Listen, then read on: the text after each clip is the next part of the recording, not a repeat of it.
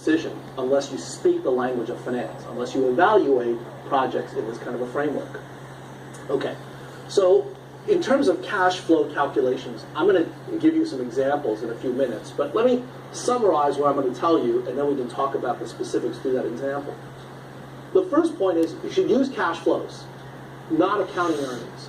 Because again, accounting earnings are meant for purposes other than decision making.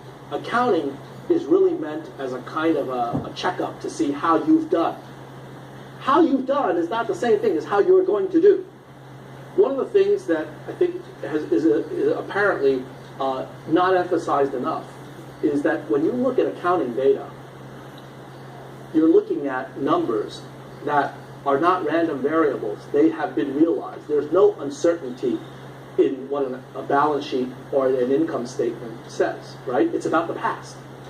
And accountants hate uncertainties. I don't know how many people are accountants here or how many accountants you know, but if you know them, you know there's a certain personality type that gets drawn into that profession. And these are not big risk takers. They want to see order and certainty in what they're doing. That's what a good accountant will do, is to try to understand where to put all the expenses and revenues into the proper boxes so that it all adds up. Accounting is incapable. It is not designed to manage and reflect uncertainty. You've heard the term off-balance sheet item, right? Like, for example, I've spoken before about a credit default swap or a futures contract. If you engage in a futures transaction, the moment you engage in that transaction, what's the NPV of a futures contract? 0, exactly. And as a result, that does not go on the balance sheet because it is neither an asset nor is it a liability. It's both, or neither, depending on how you look at it. It's an off-balance sheet item because it doesn't, where do you put it? It has 0 value. But the point is that entering into one of those agreements has a big impact on your future risk. So accounting, the language of accounting, is not ideally suited for thinking about the future.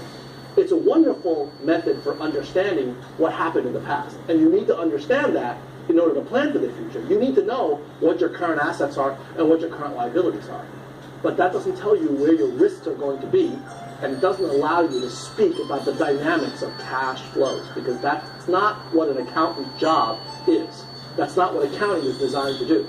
Right? This is not meant to be a critique of accounting, but simply that you can't use it for purposes that it wasn't ideally designed to serve.